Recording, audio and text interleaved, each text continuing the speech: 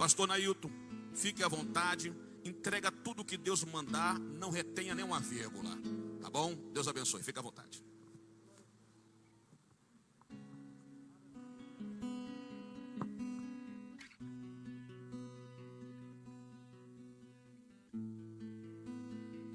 Glória a Deus. Meus irmãos, a paz do Senhor Jesus. Aproveitando que você está de pé, abra sua Bíblia, por favor.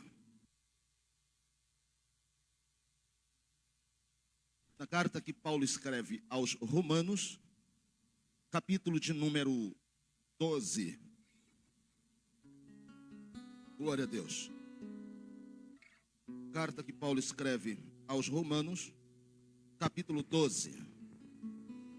Glória a Deus. Glória a Deus. Louvar a Deus pela vida do pastor Eurimar e a irmã Selma, pastora desta igreja, que me deu a oportunidade de mais uma vez poder estar com os irmãos numa noite como esta tão especial para falar-lhes a palavra de Deus. Desta feita nós estamos desde ontem na presença de Deus e por meio da sua palavra ministrando sobre a temática prosperidade. Ontem nós falamos a respeito de princípios estes que norteiam a nossa vida de prosperidade. E eu louvo a Deus pela vida deste pastor, porque falar do assunto tão extraordinário quanto que estamos tratando faz parte da cadeia de disciplinas e doutrinas da Bíblia Sagrada.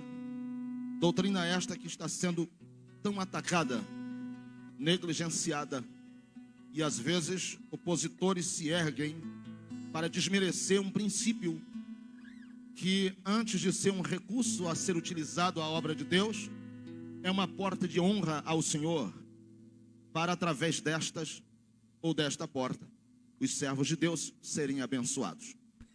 Disse ontem e repito que o cuidado que o seu pastor teve em fazer esta conferência não foi de forma aleatória, nem de improviso.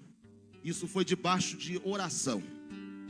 Veja o que diz o texto no capítulo 12, no livro aos Romanos, esta carta que Paulo escreve. Glória a Deus. Abra o texto sagrado, Romanos capítulo 12. Diz o texto sagrado no verso 1: Rogo-vos, pois, irmãos, pela compaixão de Deus, que apresenteis os vossos corpos em sacrifício vivo, santo e agradável a Deus, que é o vosso culto racional. E não sede conformados com este mundo, mas sede transformados pela renovação do vosso entendimento, para que experimenteis qual seja a boa, agradável e perfeita vontade de Deus. E você diz comigo amém e glória a Deus, e tome o seu assento. Aleluia. Amados irmãos, observe que o texto que nós lemos esta noite, numa carta extraordinária que o apóstolo Paulo escreve à igreja em Roma, igreja esta que não fora fundada por ele, mas que algumas informações chegaram até o apóstolo da infeliz situação que aquele povo estava enfrentando numa normativa cristã e vida cristã. Eles não conseguiam desassociar a sua vida cristã com a vida ainda do mundo tal qual saíram. A cultura de Roma, a cultura do mundo da época, ainda falava muito alto a mente daquela igreja. Então, depois do apóstolo Paulo falar do rico privilégio, do capítulo 1 até o capítulo 9 aos Romanos, mostrando que Deus tinha todo um propósito com a nação de Israel, e que essa nação era a nação que Deus escolheu para que ela fosse uma nação modelo, e que esta nação ela fosse de fato um exemplo para o mundo inteiro. Nação essa que nós mensuramos algumas verdades e princípios desde o dia de ontem, e que Deus resolveu de fato abençoar grandemente. mas por um momento Deus endurece o coração da nação de Israel, e eles rejeitam a base de tudo que Deus haveria de fazer, que era Cristo. Diz a Bíblia que ele veio para os seus, e os seus não receberam, mas todos quantos receberam também direito de serem chamados filhos de Deus. Então a nação de Israel, que Deus havia chamado, diz Paulo, do capítulo 1 ao capítulo 9 aos Romanos, perdeu o privilégio momentaneamente de receber as bênçãos das alianças, as promessas, a herança, a razão do culto, sua devoção. Mas o fato deles não receberem foi simplesmente porque Deus endureceu o coração deles. Perguntando acerca desse texto, em especial capítulo 9, por que Deus endureceu o coração de Israel?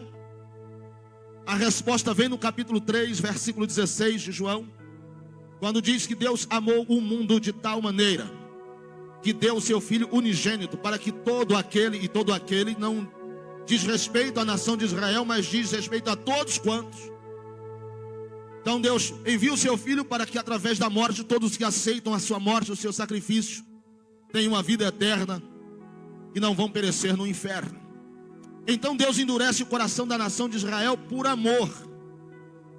Deus nos amou tanto que resolveu endurecer o coração da nação de Israel por um tempo, para que as bênçãos que deveriam repousar sobre Israel repousasse em nós. Tal qual o Pai amoroso fez desta forma, porque se a nação de Israel tivesse aceitado a Jesus Cristo, não haveria uma outra oportunidade para nós. Nós estaríamos perdidos de uma vez por todas e destinados ao inferno. Deus, percebendo isto, Deus endurece o coração da nação por nos amar. E diz, endurecendo, eles não aceitam o propósito. Eles não aceitando, eu abro uma porta de escape para os gentios, que somos nós. Então, quando você olhar para a Bíblia agora, lembre-se que a Bíblia não foi escrita para nós inicialmente. A Bíblia foi escrita para o povo judeu, porque era deles a aliança, as promessas, a lei, o culto, tudo era para eles. Mas Deus nos amou tanto que o amor que Ele teve por nós foi capaz de fazer com que Ele endurecesse o coração da nação para nos abençoar. Como um pai que vai até um shopping comprar um presente para um filho, por promessa, por amor, por carinho, e imagina que ele tem um único recurso para comprar o presente para o seu filho, e de repente ele passa num determinado lugar e vê alguém passando necessidade. Então ele senta com o filho, conversa com o filho e diz, segura um pouco mais, eu não vou poder comprar o presente que papai prometeu para você, porque se comprar o presente para você, aquele homem que nós passamos vai permanecer passando fome. Então por um momento eu vou deixar de te dar o presente para abençoar aquele homem. O maior problema é se aquele homem não entender o princípio daquilo que ele está recebendo. E esta é a razão de nós estarmos aqui. Porque o que nós estamos tratando aqui, a maior dificuldade da igreja dos nossos dias entenderem, é porque o que está escrito não foi inicialmente escrito para nós. Foi escrito para a nação de Israel. Mas quando Deus for abençoar a nação, Deus resolveu parar um pouco e nos abençoar. Por incrível que pareça, pasmem os senhores, homens que foram abençoados em detrimento ao endurecimento da nação de Israel, ainda questionam o feito que Deus realizou na vida dele, numa expressão de ingratidão, numa má interpretação. E porque os nossos dias, no mundo ocidental que vivemos, é um dia marcado por maus testemunhos, por mau uso dos recursos que são investidos principalmente na igreja, no que diz respeito a dízimos, ofertas e coisas desta natureza. Então as pessoas colocam tudo no mesmo pacote e acham que todos são iguais, que todos fazem da mesma forma, que a igreja é um grande mercado, você é um cliente, e o investimento é para que ele seja usado de forma indevida ou coisas parecidas. Mas é bom lembrar que o princípio bíblico deixa claro que Deus nos amou. E por Ele ter nos amado, Ele nos ofertou o que Ele tinha de melhor no céu, para que tivéssemos salvação através do sacrifício de Jesus. E agora Ele vai pedir, através do apóstolo Paulo escreve aos Romanos, numa tentativa de fazê-los entender a proposta divina de retribuição, de dedicação, de oração, de adoração, de tempo com Deus, de vida próspera, que não significa dizer ser rico e ter muito dinheiro, mas vida de paz, de tranquilidade, de gozo na alma, de presença de Deus. Porque ser próspero não é ter dinheiro, ser próspero é ter paz com a vida que tem, na certeza de que não há culpa, não há nenhum sentimento que nos condene, porque nós conseguimos dormir e a nossa consciência está tranquila que estamos fazendo o nosso melhor. Nós dobramos o nosso joelho e o Espírito Santo nos chama de servo fiel, amado, fiel, obediente. É assim que nós nos sentimos quando oramos. Isso é ter vida próspera. Mas se porventura isto não acontece, deixou de ser prosperidade há muito tempo. Se o pastor mensura o momento da oferta, o dízimo, isso nos constrange, isso nos traz ira, e um sentimento que a gente, por não entender, ainda vem ao coração. Nós não somos prósperos, nós não temos paz, temos uma sensação de dívida, temos uma sensação de culpa. Alguma coisa diz para nós que nós somos desobedientes e infiéis. Logo nós não temos paz, logo nós não somos prósperos. E a maior vontade de Deus é que nós entremos aqui e glorifiquemos a Ele sem nenhum sentimento contrário, mas fazendo com alegria como fazendo ao Senhor. Bendito seja o nome de Jesus. E o apóstolo Paulo vai deixar claro que a vontade de Deus precisa ser estabelecida. Certo dia eu disse na igreja, permita-me trazer praticamente desta forma para a gente compreender melhor. Eu disse, imagine que um homem resolveu fazer um grande bolo para Deus, e ele buscou a melhor farinha de trigo, viajou o mundo para encontrar o melhor chocolate, ele procurou o melhor leite, a melhor manteiga, enfim, todos os grandes elementos para fazer o bolo. E ele fez um grande bolo para Deus, para dar de presente para Deus. E eu dizia na igreja de uma forma prática, eu disse, agora imagine que ele chega diante de Deus para entregar esse grande bolo para Deus. E quando ele vai entregar o bolo da melhor forma, da melhor mercadoria que ele utilizou, mas de repente ele ouve uma voz de Deus dizendo, meu filho, te agradeço até pelo esforço de ter feito o bolo. Ficou muito bonito, parece estar muito bom. O problema é que eu não gosto de bolo de chocolate. Não foi isso que eu pedi. Você fez bem feito, se esforçou, mas fez o que eu não pedi, fez aquilo que eu não tenho vontade. Então para fazer para Deus não adianta só fazer, tem que fazer de acordo com a sua vontade. E a melhor forma de saber a vontade de Deus é pela palavra de Deus, que aí temos a certeza de que Deus, o que Ele nos pede a fazer não é pesado, não traz jugo, não traz nenhum peso de condenação. Muito pelo contrário, vamos aprender que a vontade de Deus é que vivamos uma vida livre, disposta, voluntária, alegre, cheio de graça, sem peso, sem constrangimento, sem condenação, mas com o coração aberto, dizendo, faço porque faço para o Senhor e faço com alegria. Bendito seja o nome de Jesus. Isso é ter prosperidade. Então Paulo começa escrevendo dizendo, é melhor mudar a mente. Se não mudar a mente não tem jeito. A gente vai passar aqui um mês, um ano falando do mesmo assunto, mas se não começar a mudar aqui, transformar aqui, nada muda. Posso lhes trazer milhares de textos bíblicos lhe mostrando acerca do dízimo, oferta. Ontem falamos de plenitude de Deus, e ainda assim não será suficiente. Mas eu tenho alguns textos para marcar a sua vida, o que é fazer a vontade de Deus. Quando a gente tem uma vida transformada, há um meio de encontrar a perfeita vontade de Deus. A Bíblia diz, no texto sagrado no livro do Gênesis, no capítulo de número 22, depois de uma situação em que Deus chama um homem por nome de Abrão, Deus lhe faz promessas de que ele teria um filho, e que este filho seria dele uma grande descendência. O problema é que Abrão é velho, 75 anos de idade. Sara, sua esposa, tem 64 e o ventre amortecido. e Deus o chama, mas ele aceita, porque falo dele, porque ele é o pai da fé, nele principia tudo, é antes da lei, é antes de estatutos, antes de cerimônias religiosas, legais. É Abraão, pai da fé, e Deus o chama e Deus o marca com uma promessa. Deus exige dele princípios, e esses princípios estão norteados no texto que lemos, porque quando Paulo escreve, ele diz: olha, bom é que apresentemos a Deus sacrifício, e o nosso sacrifício tem que ser vivo. Essa é a minha vontade, que quando você vier me adorar, quando você vier me buscar, você me apresente algo vivo, como sacrifício. E é impressionante, porque depois que Deus faz promessas, Deus cumpre a promessa na vida de Abraão. Eu lhes disse que primeiro Deus dá, para depois a gente retribuir.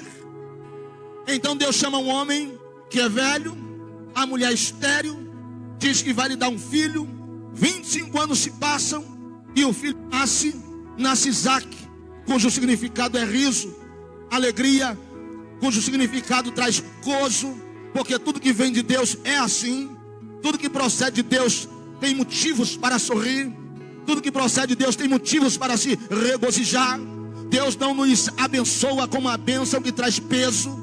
Provérbios de Salomão, no capítulo 10, em 2 textos. O primeiro texto diz que bênçãos há sobre a cabeça do justo. Tem muita gente correndo atrás de bênção para a direita, à esquerda, para trás, para frente. Olhe agora para cima, porque a bênção não está na frente, não está no lado nem atrás. A bênção está sobre a cabeça do justo. Bendito seja o nome do Senhor. É só pedir a Deus que Ele derrama de cima para baixo. Bendito seja o nome do Senhor. Mas a Bíblia diz que a bênção de Deus enriquece, e ela não traz dores. E pelo contrário, se a bênção de Deus traz razão para sorrir, razão para se alegrar, então Abraão recebe o filho chamado Isaac. E depois que ele recebe o filho, Deus o chama e diz: Abraão, me entrega, olha a expressão, agora o teu único filho em sacrifício. Primeiro Deus lhe dá, agora Deus lhe pede. Olhe para quem está ao seu lado e diga: primeiro Deus dá, depois Ele pede. Primeiro Leônidas, Ele dá, depois Ele pede. Porque quando Ele abençoa, Ele honra primeiro, para que nós o honremos depois, e não o contrário. Com Deus não se faz barganha. Então Ele faz questão de abençoar primeiro, e depois Ele pede. Agora perceba que Ele vai até diante de Deus, e Deus disse: escuta, me dá o teu único filho em sacrifício. Leva-o e sacrifica em um dos montes. E no verso de número 5, no capítulo 22, ele já está praticamente ao pé do monte onde vai sacrificar o seu filho Isaac. Redobre bem a sua atenção aqui. E quando ele está no pé do monte, ele não vai sozinho, ele leva alguns moços que são servos da sua casa consigo. E quando ele para no pé do monte, ele diz algo interessante.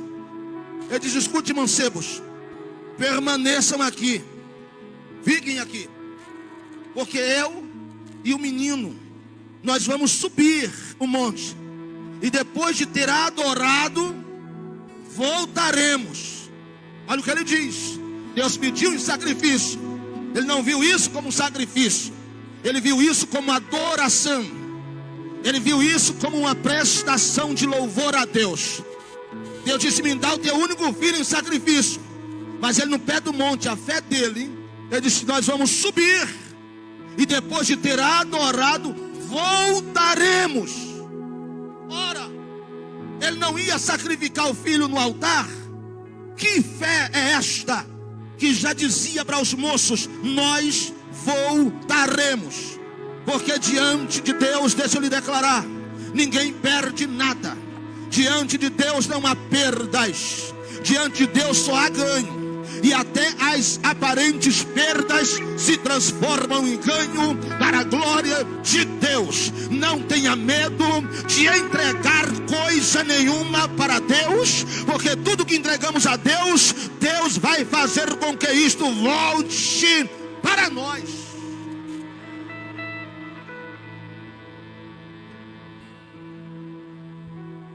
E ele diz: depois de termos adorado, não era um sacrifício,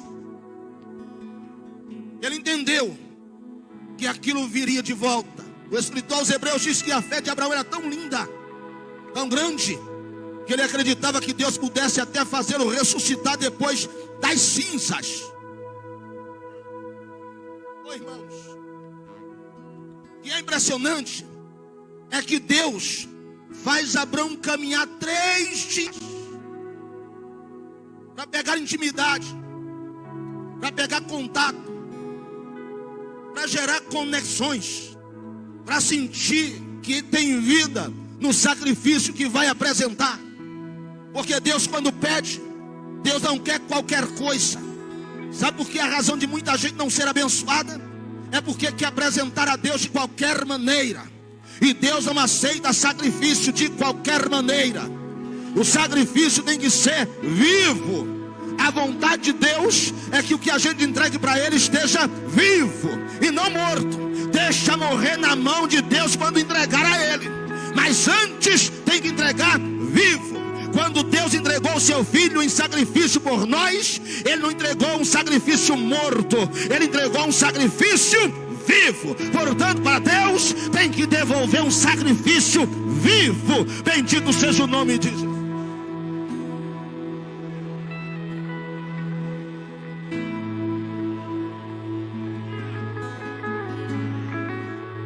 Então vai questionar mesmo, porque só entrega o que está vivo quem está vivo.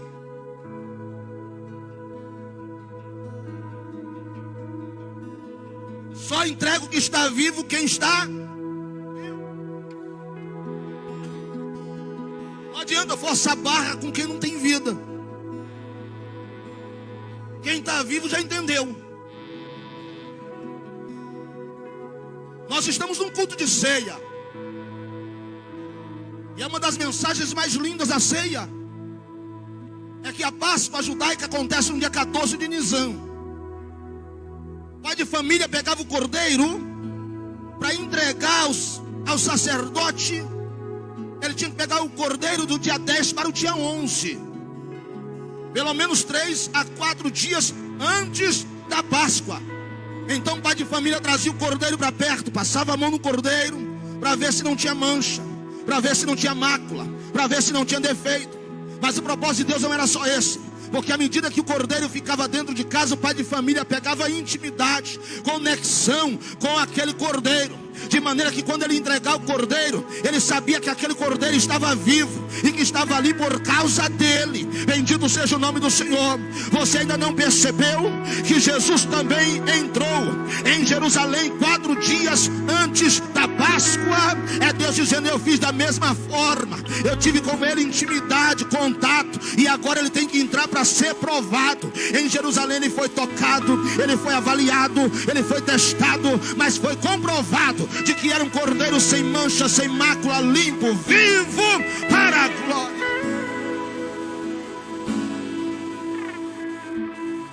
Por que você acha que Deus pede o primeiro? Por que você acha que Deus pede as primícias? Você vai ter que contar o todo para separar o que é de Deus. Você vai pegar contato, vai ter contato, vai gerar conexão. Tem que estar vivo. Você tem que sentir que está vivo. Aleluia. E apresentar a Deus com a mesma proposta. Eu não vou entregar para o Senhor uma coisa morta, eu vou entregar algo vivo para o Senhor. Aleluia. Tem conexão, eu sei o que isso significa.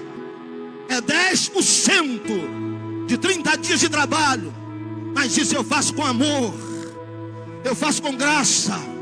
Parece que vejo o Espírito Santo avaliando, dizendo: não tem mancha, tem mácula. E depois que ele percebe o que está no coração, o que está na mente, ele olha para o Senhor e diz: Senhor, pode receber, porque o sacrifício está vivo e é puro. Está entregando com alegria e sabe o significado que isso tem. Aleluia. Ele sabe o significado que isso tem. Esse é um princípio para a prosperidade: entregar para Deus um sacrifício vivo. E quando eu entrego um sacrifício vivo para Deus em expressão de adoração, eu deixo os céus em expectativa. Porque toda vez que nós vamos sacrificar a Deus alguma coisa, duas dimensões ficam em expectativa: o inferno, que luta para não fazermos, e os céus, que fica torcendo por nós. Quando Abraão coloca Isaac sobre o altar, e ele pega o cutelo, ele pegou intimidade com Isaac no caminho. Houve uma pergunta dura. Isaac disse: meu pai, escuta, aqui está o fogo, o cutelo, tem a lenha, mas onde está o cordeiro para o holocausto? O pai, sorrindo, disse: Deus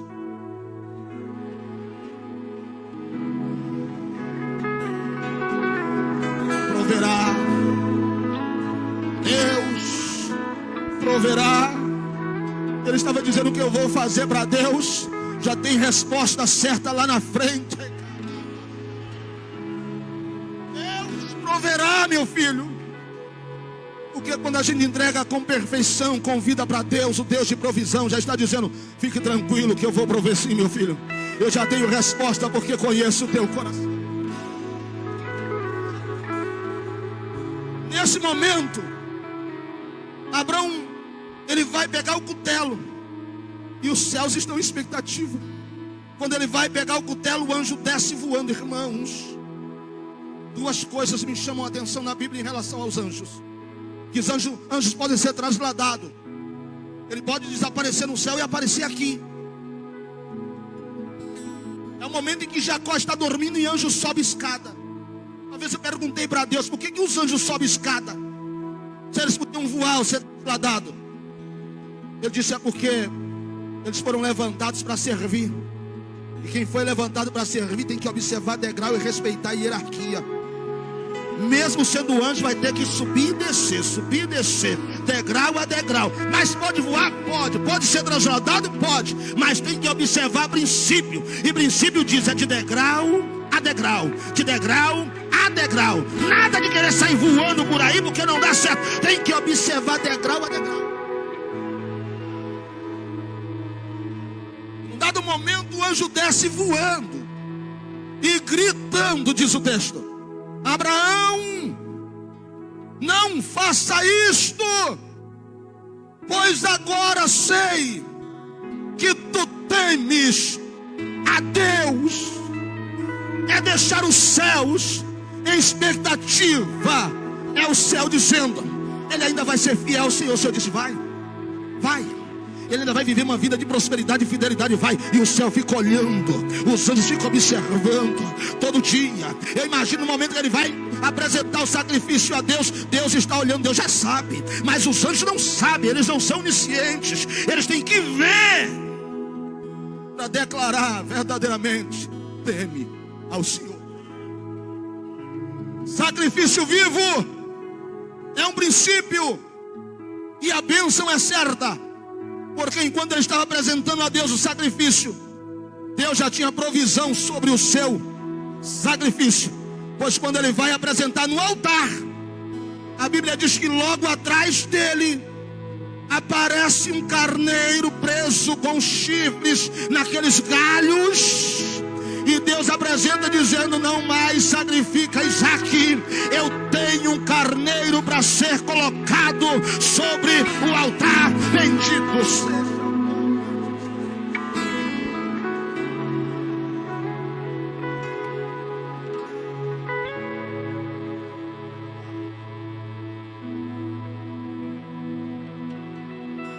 Uma das grandes lições do sacrifício, porque Deus não aceita o sacrifício humano como os deuses pagãos, é que o sacrifício humano é apresentado apenas para o Deus pagão. Mas quando Deus coloca um carneiro, Deus diz: meu filho, come comigo desse sacrifício. O sacrifício era apresentado e o sacerdote participava da melhor parte do sacrifício. A fumaça subia para Deus, mas a carne do sacrifício ficava para o sacerdote. Bendito seja o nome do Senhor. Dois participavam de uma mesma festa. É por isso, disse ontem, que Deus está dizendo: eis que estou à porta e bato. Isso é abrir a porta, isso é honra. É Deus dizendo: me honra abrindo a porta, e eu te honro entrando em tua casa. Eis que estou à porta e bato. Quem abrir a porta, eu entrarei, cearei com ele, farei festa com ele, e ele fará festa comigo. É Deus dizendo: o sacrifício é nosso, meu filho, vamos fazer isso junto.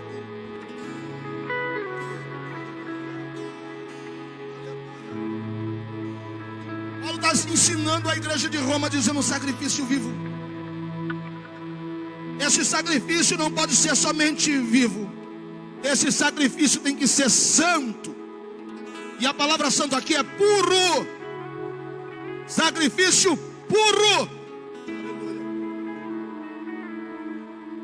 Sacrifício puro. Tudo sobre o altar. Tudo sobre o altar. 1 Reis capítulo 18 conta-nos uma história linda que representa muito isso. Elias, o tisbita, o leão dos profetas. No capítulo 17 lhe é apresentado um homem sem pai, sem mãe, sem parente, vindo de Tísbia. Uma referência dos descendentes de José. Qualquer dia Leônidas prega isso. Uma herança extraordinária que ninguém queria, mas o filho mais velho de José recebeu por herança. E essa herança que não apresentava nada, que não parecia nada. De lá saiu um dos maiores profetas, de lá saiu um dos maiores juízes, que é Jefité, e de lá saiu o bálsamo de Gileade. Justamente essa terra, a terra de Gileade, que ninguém dava nada, mas um dia Manassés, mesmo sendo considerado o menor, mesmo sendo maior, ele não reclamou, porque coisa boa é a gente ser o maior e as pessoas nos olharem e não nos considerarem. Deus diz: permanece sendo maior diante dos homens, mas o menor diante de mim. Bendito seja o nome do Senhor. Não importa a tua estatura, o que importa é a maneira como eu te conheço. Bendito seja o nome do Senhor. E de repente, sendo menor, recebeu a pior herança. Mas o que era o pior, na mão de Deus, se tornou melhor. De lá sai o melhor profeta, o melhor juiz e o melhor bálsamo. E Elias sai de lá. Que homem é este? É um homem que tem convicções plenas. Capítulo 17, verso 1 diz: tão certo, é convicção plena, é certeza, tão certo como vive o Senhor. Qual era a convicção que ele tinha? Que Deus era um Deus vivo, em cuja presença eu estou. Ele tinha certeza que Deus era um Deus vivo e que ele estava na presença de Deus. Ele diz que nem chuva e nem orvalho cairá sobre essa terra. Pastor, se prega sobre chuva, porque ali só chove 2 vezes por ano quando chove. Mas o orvalho era impossível. Por quê? Porque Canaã está aqui, Monte Hermon está aqui. O vento sopra em direção ao mar e sopra da cabeceira do Hermon. Mesmo não chovendo, a cabeceira do Hermon é gelada. Pela madrugada tem que cair orvalho de qualquer forma. Mas o profeta disse: não vai cair nem chuva e nem orvalho. Deus empurrou as nuvens de um lado para o outro e colocou a mão debaixo e disse: mesmo se o vento soprar orvalho, eu seguro e não cai na terra, porque o povo é desobediente e infiel. E Elias profetizou que não ia acontecer. Mas a Bíblia diz que depois de 3 anos e meio ele volta. E no Monte Carmelo ele desafia os profetas pagãos. Você conhece a história? 850 profetas de Azera e Baal estão ali. E Elias lança um desafio dizendo: não, o Deus que responder com fogo, esse é Deus de verdade. O povo estava com fome, com sede. 3 anos e meio sem água, então a plantação não vingava. Não tinha água, não tinha comida. Tanto que o rei Acabe chama Obadias e diz: vamos sair por aí para ver se encontra pasto para alimentar meus cavalos, estão morrendo tudo. Não tem água, não tem pasto, não tem comida, o povo está morrendo. Mas de repente Elias faz um desafio. E aqui é impressionante, porque no desafio ele chama os profetas pagãos e diz: lança o seu desafio. E ele coloca o cordeiro sobre o altar de qualquer jeito, e começa a clamar ao seu Deus, e começa a fazer retaliações, sacrifícios humanos, esforço desnecessário na busca de ter resultados. E Elias começa a dizer: grita mais alto, clama mais alto. Quem sabe Baal está viajando, dormindo, não sei, está de férias. E chega até o meio-dia e nada acontece. Aí Elias toma uma iniciativa, diz: deixa eu fazer do jeito certo. Ele dá uma olhada no altar e diz: o altar está desconcertado, vamos ajustar o altar. E ele pega 12 pedras representando as tribos de Israel, e ele monta o altar. E depois que ele monta o altar, ele pega um cordeiro, coloca sobre o altar. E é agora que vem o sacrifício puro.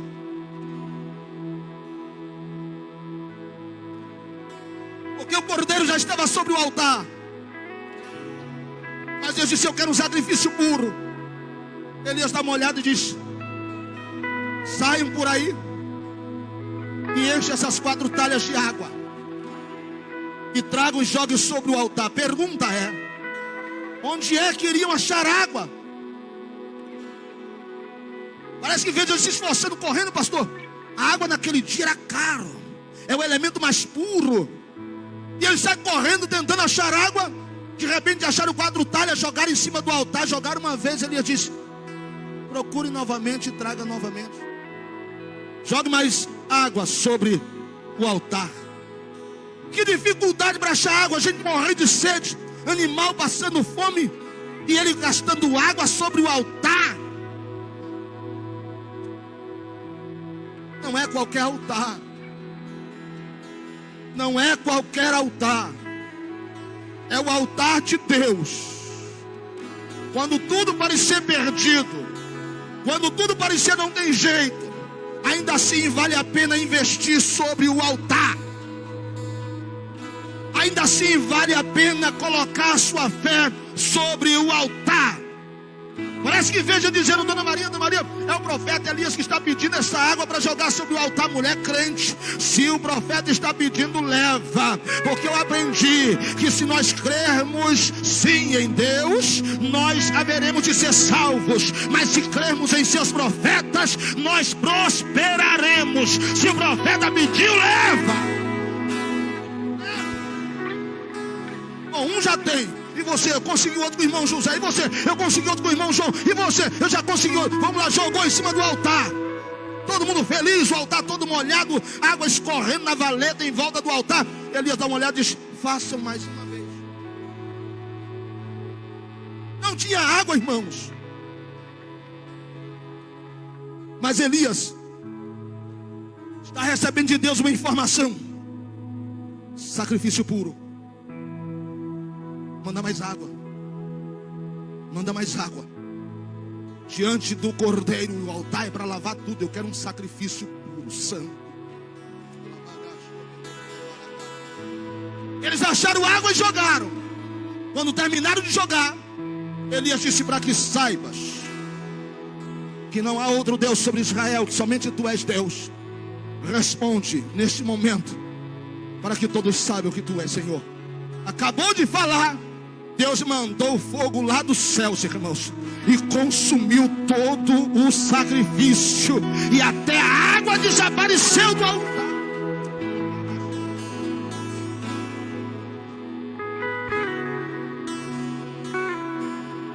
Você está preparado para ouvir isso? Você está preparado? Quando caiu o fogo dos céus, os profetas pagãos foram mortos. Elias volta e chama o seu moço e diz: agora, depois de 3 anos e meio, sobe ao monte e veja o que está acontecendo. O homem de Deus sobe, o jovem sobe 1, 2, 3, 4, 5, 6, 7 vezes, porque Deus só trabalha em plenitude. Quando ele volta, ele diz: eu vejo uma nuvem do tamanho da mão de um homem.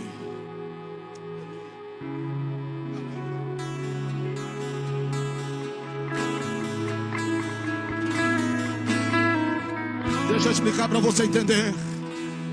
O que você faz aqui vai reverberar lá em cima. O que você faz aqui haverá reflexo lá em cima. A mão do homem faz assim, a mão de Deus também repete o mesmo feito.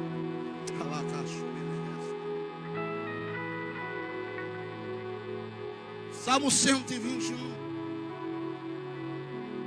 diz: o Senhor é a tua sombra à tua direita. A sombra fala aqui não é de proteção. A sombra fala aqui é de reação. Quando eu caminho, dou um passo, minha sombra dá um passo também. Se eu dou 2 passos, minha sombra dá 2 passos também. Se eu estendo a mão, minha sombra estende a mão também. Aí a Bíblia diz: o Senhor é a minha sombra à tua direita. Se eu encolho a mão, minha sombra encolhe a mão também. Se eu parar, minha sombra para também. É Deus dizendo assim: eu trabalho de acordo com as tuas ações. Tu age, eu reajo. Tu faz, eu repito o feito. Só detalhe: a minha mão é maior que a tua, meu passo é maior que o teu, meus olhos enxergam mais que os teus.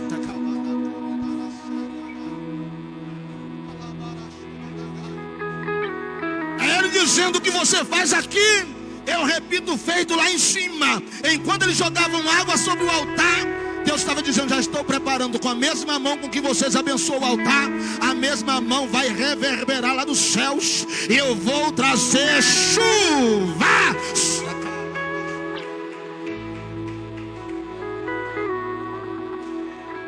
A vontade de Deus é sacrifício vivo, é um sacrifício santo.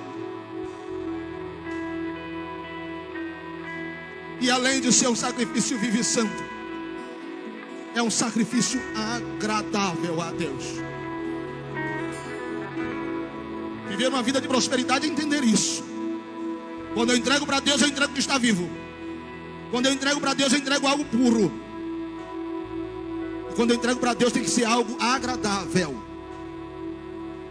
Lucas capítulo 21, versículo de 1 a 4, o texto diz que Jesus está observando o momento da coleta das ofertas. E de repente alguns homens ricos, Anselma, apresentam grande parte da sua riqueza. Mas uma viúva vai ali e apresenta apenas 2 moedinhas. Jesus, ele chama os discípulos e diz: vistes o que eu vi? E ele diz: quem daqueles entregou maior oferta?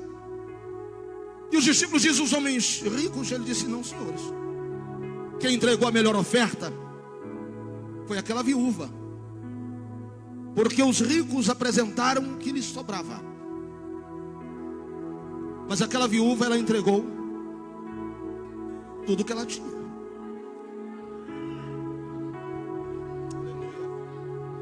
Tudo que ela tinha. Então ela entregou. E o que ela entregou foi agradável. É agradável. Eu perguntei para Deus por quê. Para Deus há uma diferença entre preço, que tem preço, e o que tem valor. Para Deus não é importante o preço. Para Deus a ideia do valor é por demais especial.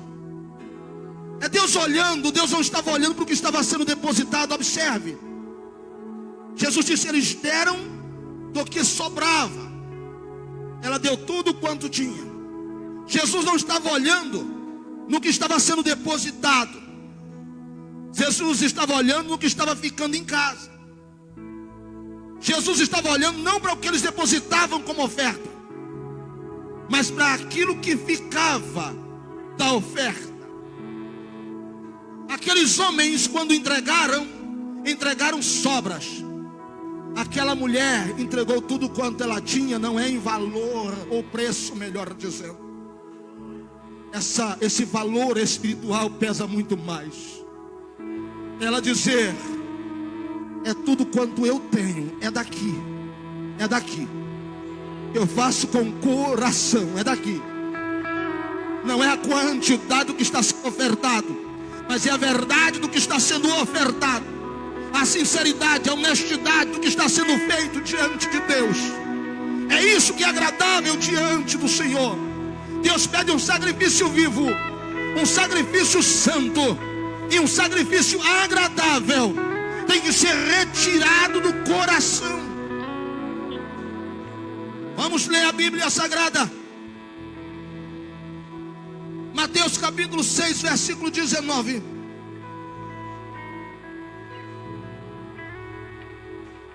Diz a Bíblia: não ajunteis tesouro na terra, onde a traça e a ferrugem tudo consomem, é o que sobra, e onde os ladrões minam e roubam. Mas ajuntai tesouros no céu, onde nem a traça nem a ferrugem consomem, e onde os ladrões não minam e não roubam. Porque onde estiver o vosso tesouro, aí está também o vosso coração. Bendito seja o nome de Jesus. O texto continua e é lindo no verso de número 33. Mas buscai primeiro o reino de Deus e a sua justiça, e as demais coisas, ou todas as coisas, vos serão acrescentadas.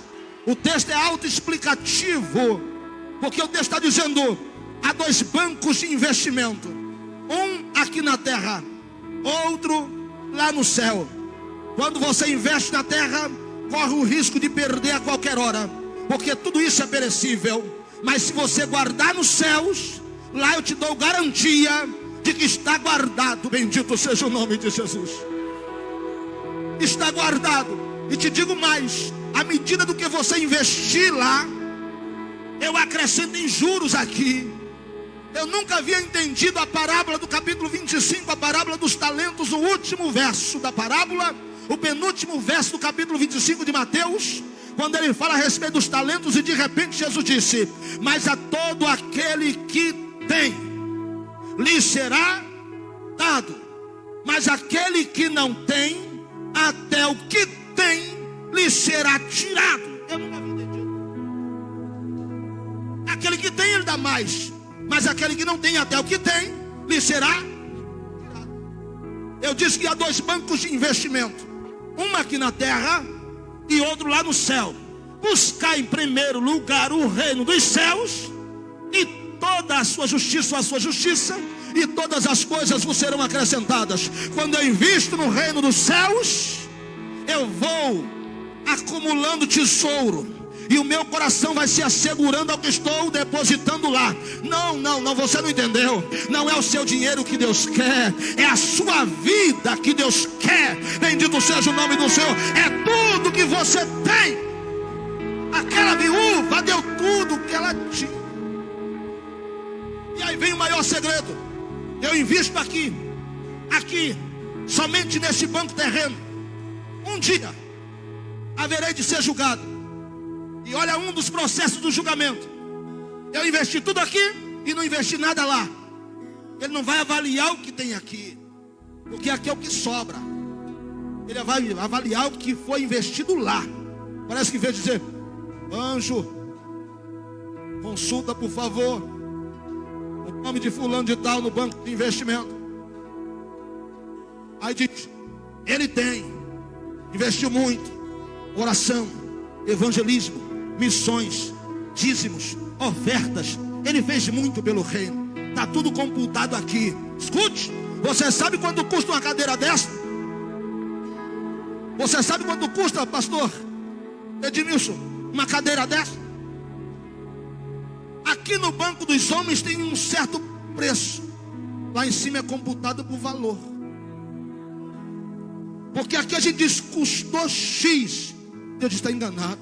Você não sabe quantas pessoas sentaram nessa cadeira. Nessa cadeira aqui uma pessoa aceitou Jesus. Nessa cadeira aqui eu falei com alguém e ele se consertou e nunca mais foi o mesmo. Nessa cadeira, e aí Deus vai computando tudo o que aconteceu nessa cadeira. E Ele sabe como foi, com qual dinheiro essa cadeira foi comprada. Ele sabe. A gente vai ter muita surpresa no céu. Ele vai dizer assim: então ele tem. Então lhe será dado, porque ele tem. E o fulano tem? Não tem. E lá embaixo, que sobra? Tem umas coisinhas lá. Até o que ele tinha lá embaixo, arranca, tira dele. E o texto continua: e ele será lançado nas trevas exteriores, onde há pranto e ranger de dentes. Então o risco é alto.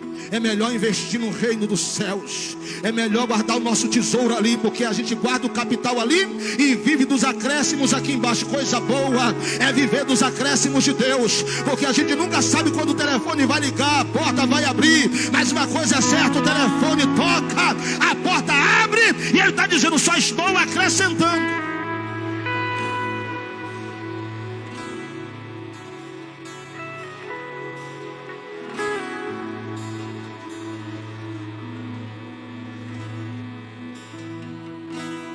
Eu vou encerrar. Já não nos cabe mais. Nunca mais você vai esquecer isso. Prepare-se, nunca mais você vai esquecer isso. O sacrifício agradável é aquele que é projetado do coração para Deus. Isso faz com que os céus registrem os nossos feitos. A Bíblia mensura um texto lindo. 2 Crônicas capítulo 29, versículo 31. Eu acho que alguém está projetando aqui, isso mesmo? Capítulo de número 29, versículo 31. 2 Crônicas, aleluia, capítulo 29, e o verso é o verso 31. Aleluia, aleluia, glória a Deus.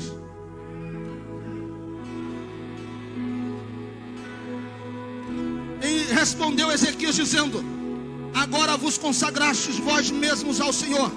Chegai-vos e trazeis sacrifícios e ofertas de louvor. Preste atenção: a casa do Senhor, trazei sacrifícios e ofertas de louvor à casa do Senhor. E a congregação trouxe sacrifícios e oferta de louvor, e todos os dispostos de coração trouxeram holocausto. Preste atenção, diz o texto sagrado: e o número dos holocaustos da congregação, o que a congregação trouxe, foi de 70 bois, 100 carneiros, 200 carneiros ou cordeiros, tudo isto em holocausto para o Senhor. Houve também de coisas consagradas 600 bois e 3.000 ovelhas. Só continua lendo. A soma é altíssima das ofertas que eles trouxeram a Deus. Mas uma coisa linda, porque Ezequias já tinha antes de tudo feito o seu sacrifício a Deus. Ele fez com tanta alegria, singeleza de coração, que todo mundo começou a ver. Porque quando eu faço, as pessoas são inspiradas a fazer também. E ele fez, e a nação toda começou a fazer, de maneira que não tinha sacerdotes e levitas para apresentar tudo ao Senhor.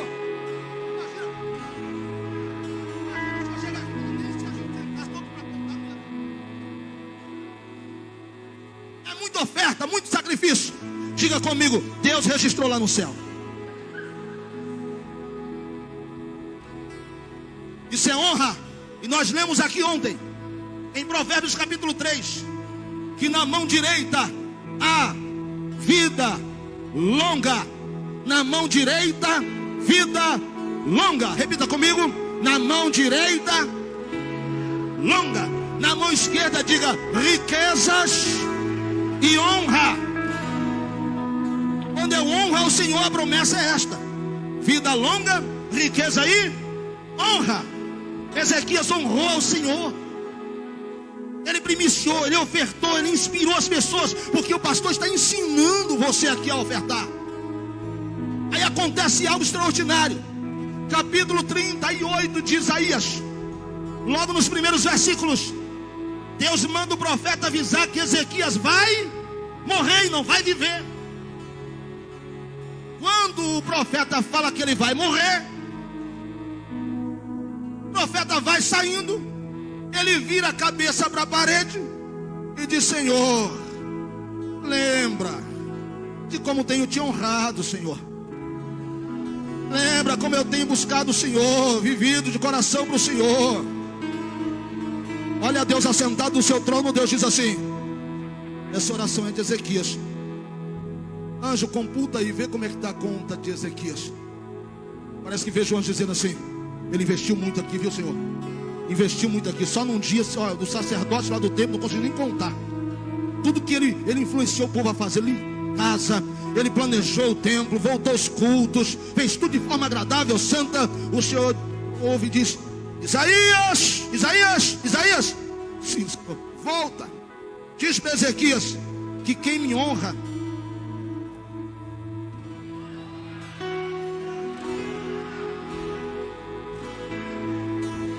tem vida longa.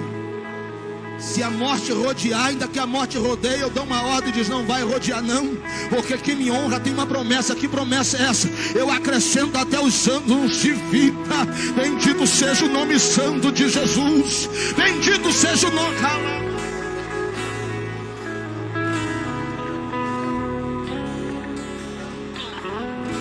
Toda vez que eu honro ao Senhor, vida longa, riqueza e honra, e tudo isso é registrado lá nos céus.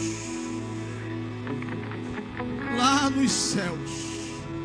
Eu venho esta noite para lhes dizer que dízimos, ofertas, votos, primícias, se isso ainda é uma preocupação para você, você não saiu nem do rasteiro para viver a prosperidade de Deus. Se isso ainda é algo que te incomoda, você não sabe ainda o que é bênção de Deus na sua vida. Você não tem nem noção do que é bênção de Deus. Você poderia estar pensando em outras coisas. Dízimo, oferta, isso ainda é um peso para você. Se você tivesse que sacrificar teu filho,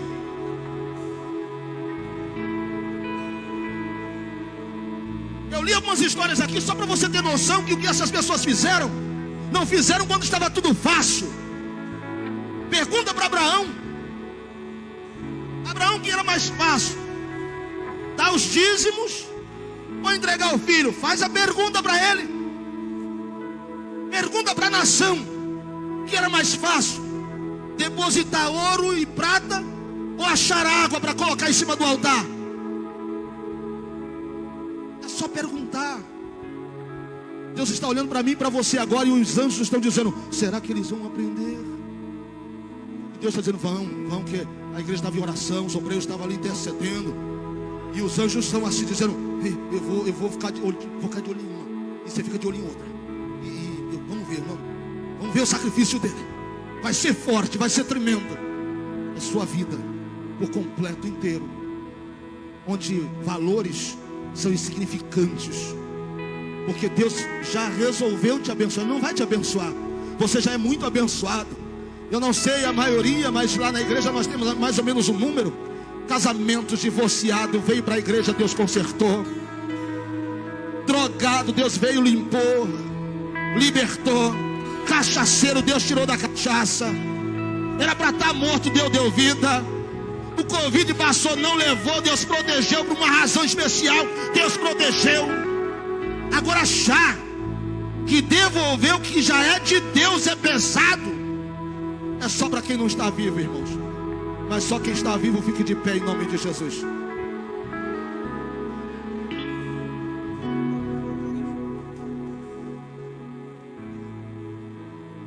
Põe a mão sobre o seu coração rapidinho. Diga comigo: eu vou viver tudo que Deus preparou para mim. Feche os seus olhos por um instante. Diga: eu vou viver tudo que Deus preparou para mim. Diga: eu não vejo nenhum sacrifício, porque o que eu faço a partir de hoje, eu faço em adoração ao meu Deus. Diga: a partir de hoje, a minha vida é colocada sobre o altar, e eu vou viver os princípios de Deus. Aponte o dedo lá para o céu se você crê nisso. Diga: os anjos de Deus podem ficar de olho sobre a minha vida. Diga: podem ficar de olho sobre a minha vida. Diga comigo: eu vou surpreender os céus. Eu vou deixar os céus em expectativa. E sua chuva vai descer. Eu vejo uma